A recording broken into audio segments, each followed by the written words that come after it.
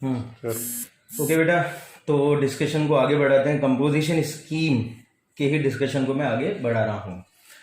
देखो बेटा, अभी तक कंपोजिशन स्कीम के तहत मैंने आपको दो कॉन्सेप्ट क्लियर कर दिए थे। पहला कॉन्सेप्ट था कि कौन से पर्सन कंपोजिशन स्कीम में आ सकते हैं, और दूसरा कॉन्सेप्ट था कि अगर मैं कंपोजिशन स्कीम में आ जाता हूँ तो मुझे करंट ईयर में कितना टैक्स देना पड़ेगा। अब बेटा नया टॉपिक चालू करते हैं। दैट इज हमारा एक और कॉन्सेप्ट है जो कंपोजिशन स्कीम में आ रहा है, उसका नाम है person ineligible for composition scheme. तो अब क्या है बेटा, इन्होंने स्पेसिफिकली कुछ व्यक्तियों के नाम लिख दिए हैं जो कि कंपोजिशन स्कीम में आ ही नहीं सकते।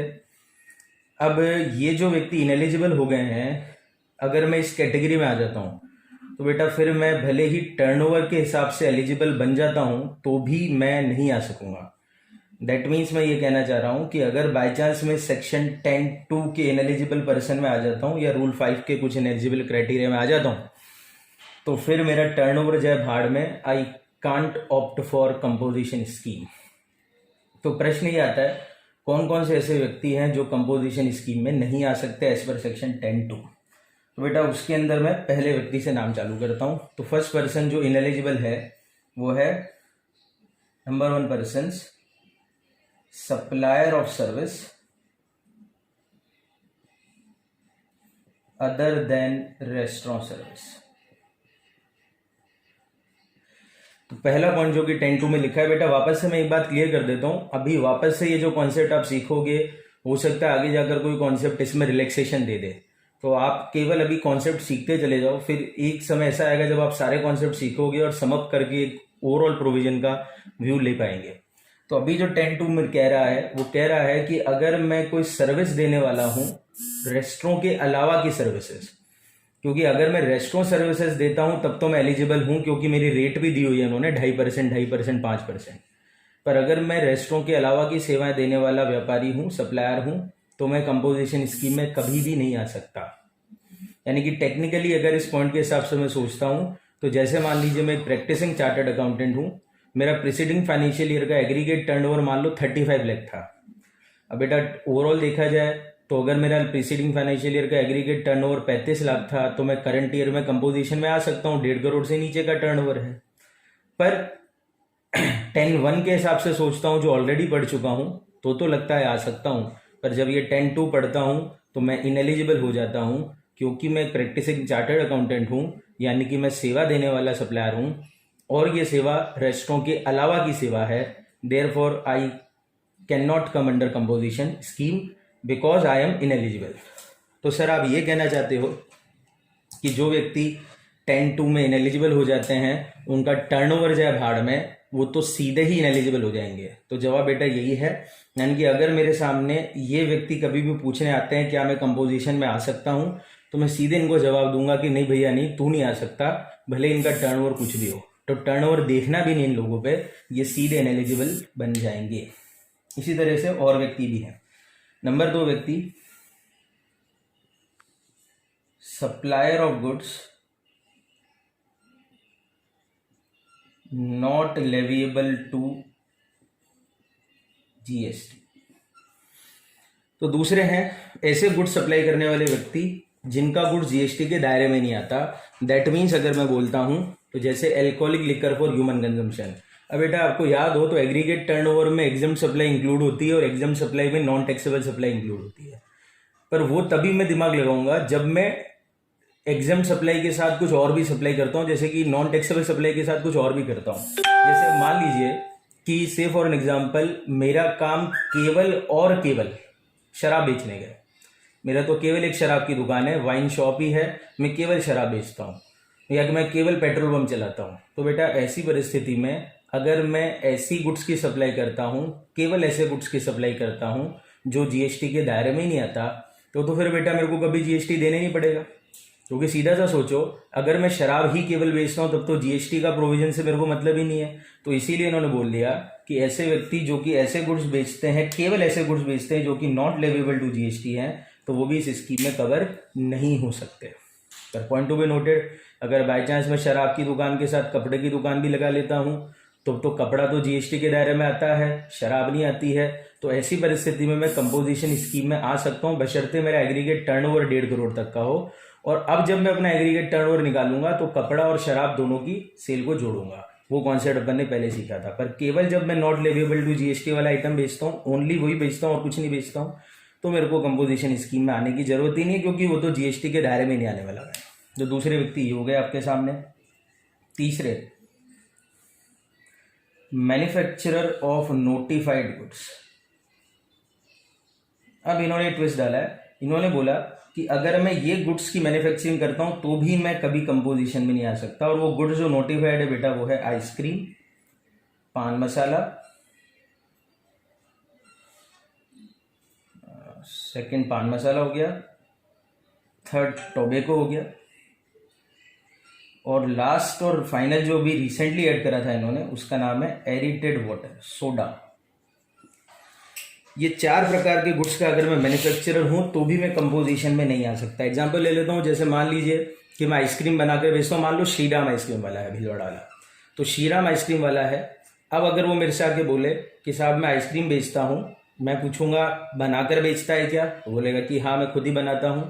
तो अब जब वो इस प्रकार का व्यापारी मेरे पास आता है और बोलता है कि मैं कंपोजिशन में आना चाहता हूं क्योंकि मेरा टर्नओवर 1.5 करोड़ से नीचे है, तो मैं उसको बोलूंगा भैया देख, भले तेरा टर्नओवर 1.5 करोड़ से नीचे ही क्यों ना हो, तो कंपोजिशन में नहीं आ सकता, क्योंकि तू 10(2) में आता है और 10(2) के हिसाब से तुझे इनएलिजिबल कर रखा है जीएसटी के अंदर कंपोजिशन में आने के लिए। तो ऐसे 4 आइटम है जो कि मैन्युफैक्चरर लोगों को इन 4 आइटम के मैन्युफैक्चरर को इनएलिजिबल माना गया है। एक का नाम है आइसक्रीम, दूसरे का नाम है पान मसाला, तीसरे का नाम है टोबैको आइटम, और चौथा है एरिटेड वाटर। ये जो आपकी सोडा शिकंजी वाले जो होते हैं, कोल्ड ड्रिंक बनाते हैं आजकल, लोकल कोल्ड ड्रिंक और ये सब बनती रहती है, तो वो वाले प्रकार के जो आइटम है। 3 ये हो गए, और भी हैं, तो मैं इसको रख करके आगे बढ़ता हूँ।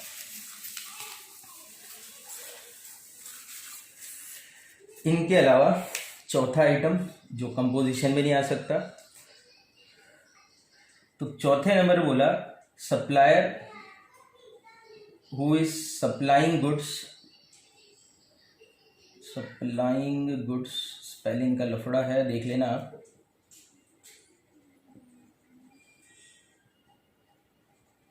During the course of inter state movement.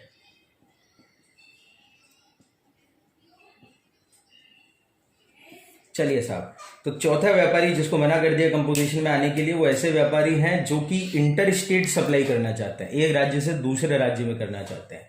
तो जैसे से फॉर एन एग्जाम्पल, मैं भीलवाड़ा का एक व्यापारी हूं। लास्ट ईयर का बेटा मेरा एग्रीगेट टर्नओवर था 1 करोड़ रुपए। अब टर्नओवर वाइज तो कोई दिक्कत मेरे को लग नहीं रही कंपोजिशन में आने के लिए, ठीक है। पर मैं क्या करना चाहता हूं, भीलवाड़ा की अपनी दुकान का सामान इंदौर भी बेचना चाहता हूं, अमृतसर भी बेचना चाहता हूं।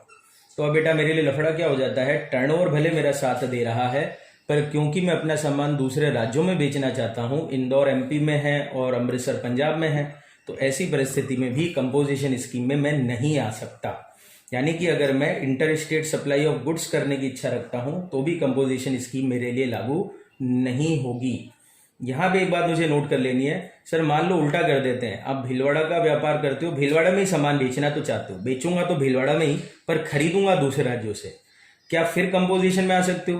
तो जवाब है हाँ, फिर आ सकता हूं। इन्होंने मुझे इंटर स्टेट सप्लाई करने के लिए मना करा है, आउटवर्ड वाली सप्लाई करने के लिए मना करा है। अगर मैं खरीदता हूं दूसरे राज्यों से तब कोई दिक्कत नहीं है इनको। इन्होंने बोला है कि अगर मैं दूसरे राज्यों में बेचूंगा तो मैं इनएलिजिबल हूं, अदरवाइज में इसमें कोई दिक्कत की बात नहीं है। तो ध्यान रखना, सप्लाई नहीं करना है, आउटवर्ड सप्लाई नहीं करना। मैं बोल देता हूं आपको, आउटवर्ड सप्लाई करने वालों को इनएलिजिबल माना गया है। नेक्स्ट आते हैं अगले व्यक्ति जो कि इस स्कीम में आने के लिए इनएलिजिबल है पूरी तरह से, तो वो कौन है? तो एक व्यक्ति का नाम है बेटा सीटीपी और एनआरटी। ये जो व्यक्तियों के नाम है रूल 5 के हिसाब से मैंने निकाल के बताया है। तो सीटीपी और NRTP, what is the full form of CTP? तो बेटा सीटीपी का मतलब होता है कैजुअल टैक्सेबल पर्सन। जो वर्ड पहले भी एक बार आया था, अगर आपको याद हो, जीटीए की सेवा के दौरान आया था। और एक वर्ड है नॉन रेसिडेंट टैक्सेबल पर्सन, तो इसका फुल फॉर्म है कैजुअल टैक्सेबल पर्सन और इसका फुल फॉर्म है नॉन रेसिडेंट टैक्सेबल पर्सन। बेटा इन दोनों शब्दों को केवल अभी आप याद रखो, क्योंकि आगे एक पूरा लेक्चर होने वाला है इन दोनों व्यक्तियों के ऊपर। मैं जनरली आपको बता देता हूं, सीटीपी ऐसे व्यक्ति होते हैं जो कि एक राज्य से दूसरे राज्य ओकेजनली दुकान लगाने जाते हैं। जैसे कि हमारे भीलवाड़ा में राज्य में राजस्थान में कोई मेला वगैरह लगता है ना, मेले में जब आप जाते हैं तो जो भी दुकानदार आपको दिखते हैं वो सब दूसरे राज्यों से आकर ओकेशनली 15-20 दिन तक के लिए दुकान लगाते हैं। उन लोगों को अपन कहते हैं सीटीपी। और एनआरटीपी है बेटा विदेशी लोग जो टेम्पररी आके भारत में दुकान लगाते हैं। जैसे कि मैं आपको बोलूं, हमारे सर्दियों का जब सीजन होता है तो जो कपड़े यानी कि ऊन की चीजें जो सर्दी की कपड़े बेचने आते हैं वो नेपाल से आते हैं, नेपाली हम कहते हैं उनको। तो वो जो नेपाली हैं वो दूसरे देश से भारत में आकर ओकेजनली अपना सामान बेचते हैं। उस प्रकार के लोगों को हम कहते हैं NRTP, non resident taxable person. बाकी पूरा ब्रॉड मीनिंग अपन बाद में सीखेंगे। तो ये लोग भी कभी भी कंपोजिशन स्कीम में नहीं आ सकते। और लास्ट और फाइनल व्यक्ति जो कंपोजिशन में नहीं आ सकता उसका नाम है person supplying goods through e commerce operator, ECO। तो लास्ट और फाइनल व्यक्ति जो एलिजिबल है उन्होंने बोला है 10(2) और रूल 5 के हिसाब से, उसका नाम है ऐसे व्यक्ति जो कि ई कॉमर्स ऑपरेटर के थ्रू माल बेचना चाहते हैं। इसका एग्जांपल मैं जैसे आपको देता हूं, मानते हैं जैसे भीलवाड़ा में मेरी खिलौने की दुकान है। अब टेक्निकली देखा जाए तो खिलौने की दुकान भीलवाड़ा में है, अगर मेरा टर्नओवर मेरा साथ दे तो मैं कंपोजिशन में आ जाऊंगा। पर बेटा मेरा इरादा है कि मैं अपने खिलौने फिजिकली तो ग्राहकों को बेचूंगा ही दुकान लगाकर, साथ में अमेजॉन फ्लिपकार्ट के थ्रू ऑनलाइन भी बेचना चाहता हूं। तो अब ऐसी परिस्थिति में बेटा मैं क्या करूंगा, मैं अपना रजिस्ट्रेशन अमेजॉन फ्लिपकार्ट जैसे साइट पे करा दूंगा और वहां पे मेरा प्रोडक्ट डिस्प्ले होगा, ग्राहक ऑर्डर देगा और मेरे से गुड्स खरीदे जाएंगे। तो अब अगर मैं चाहता हूं कि मैं ई कॉमर्स ऑपरेटर के थ्रू अपना सामान बेचूं तो भी मैं कंपोजिशन स्कीम में नहीं आ सकता, भले ही मेरा टर्नओवर मेरा साथ देता हो। तो ये जो 6 कैटेगरी के व्यक्ति हैं ये कभी भी आपके सामने आते हैं और पूछते हैं कि क्या हम कंपोजिशन में आ सकते हैं, तो जवाब मेरा होगा कभी भी आप कंपोजिशन स्कीम में आ नहीं सकते, because you are directly ineligible for composition under section 10(2) read with rule 5। तो ओवरऑल समझने के लिए मैं आपको एक वापस से एग्जांपल दे देता हूं ताकि आपको क्लियर हो। तो ये आपका कॉन्सेप्ट 3 आ रहा है। मैं वापस से कह रहा हूं, अभी नंबर ऑफ कॉन्सेप्ट आएंगे, फिर वो जब सारे कॉन्सेप्ट एक साथ मर्ज होंगे तो एक ओवरऑल कंक्लूजन तैयार होगा। तो अभी आप केवल सीखते जाएं कि क्या क्या लफड़े हैं, क्या क्या लॉजिक्स हैं जो कंपोजिशन स्कीम में आते हैं। तो जैसे से फॉर एग्जांपल मैं जो समझा रहा हूं उसका इंपैक्ट क्या हो सकता है। तो केस है सप्लायर का नाम, इसका एग्रीगेट टर्नओवर पिछले साल का ही लिख रहा हूं भाई, ऑब्वियसली बेटा है पिछले साल का एग्रीगेट टर्नओवर। और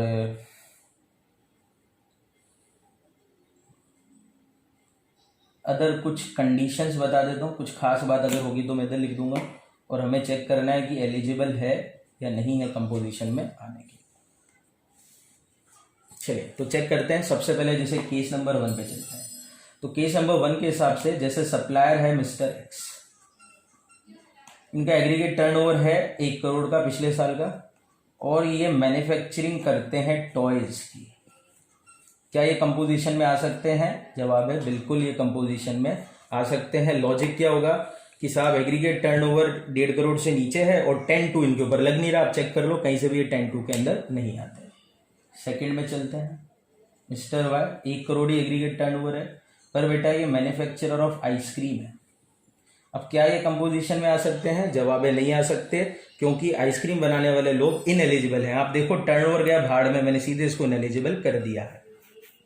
थर्ड मिस्टर जेड है, टर्नओवर लास्ट ईयर का 60 लाख था, पर ये प्रैक्टिसिंग चार्टर्ड अकाउंटेंट है। क्या ये कंपोजिशन स्कीम में आ सकते हैं? जवाब है नहीं आ सकते। लॉजिक क्या है? क्योंकि ये सर्विस दे रहे हैं और सर्विस देने वाले कंपोजिशन में नहीं आ सकते।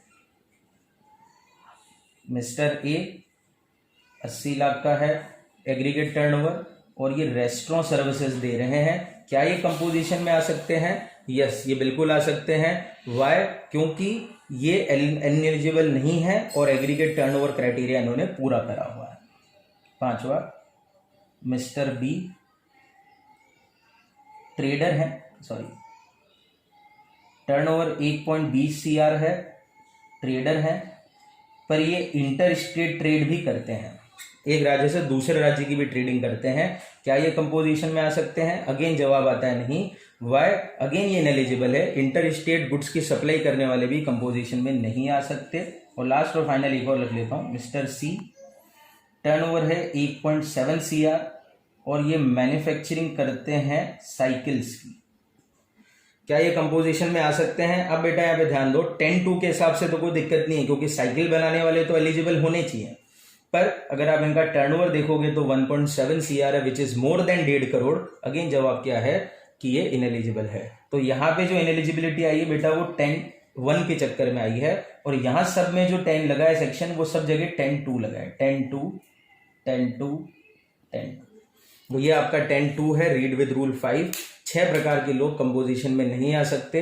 इस कॉन्सेप्ट को मैं कंक्लूड कर रहा हूं, मतलब इतना ही मैं रख रहा हूं। मैं जिस प्रकार से वीडियो बना रहा हूं वो कॉन्सेप्ट वाइज बना रहा हूं, फिर अगला कॉन्सेप्ट पढ़ाऊंगा, फिर एक एक करके आपके वो कॉन्सेप्ट आगे बढ़ेंगे। तो टाइमिंग पे कंसिडरेशन नहीं रखते हुए मैं कॉन्सेप्ट वाइज ये लेक्चर अपलोड कर रहा हूं, आप उसको देखते रहें। तो नेक्स्ट कंपोजिशन स्कीम का जो कॉन्सेप्ट सामने आया है वो ये है कि कुछ प्रकार के लोग कंपोजिशन में इनएलिजिबल है। वो 6 नाम मेरे सामने आते हैं। पहला है कोई भी पर्सन जो कि सर्विसेज देता है रेस्टोरेंट के अलावा की, वो नहीं आ सकते। नंबर 2, आइसक्रीम, पान मसाला, टोबैको और एरेटेड वाटर के मैन्युफैक्चरर नहीं आ सकते। जो नॉट टैक्सेबल सप्लाई करते हैं, केवल और केवल नॉन टैक्सेबल सप्लाईज, वो नहीं आ सकते।